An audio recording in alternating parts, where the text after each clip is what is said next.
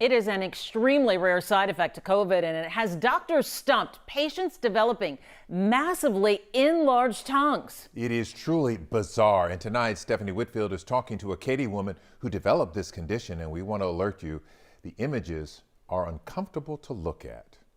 I love hamburgers and chicken.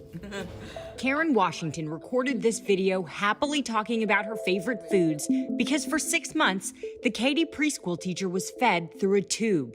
A stroke left her in a coma for 2 weeks. When she woke up, her tongue was incredibly swollen. I couldn't eat, I couldn't talk, I couldn't do nothing. It was just hanging all the way down to my chin. She had what's called macroglossia. We told you about the rare condition last fall when we shared Anthony Jones' story. I kept afraid. He had just undergone surgery to regain use of his tongue.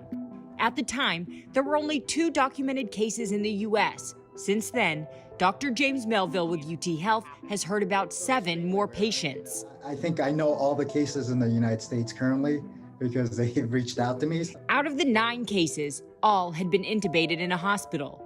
8 out of the 9 are Black. He says 2 suffered strokes. The other 7 were hospitalized with COVID-19.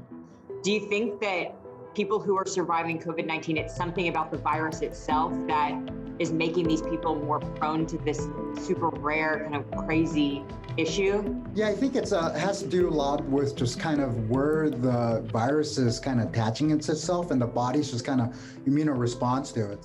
Dr. Melville is now doing a study to figure out if there's a common link in these patients' genes. I often wonder, why me? If doctors can answer that question by studying patients like Washington, they hope they can also figure out how to prevent it. Stephanie Whitfield, KHOU 11 News.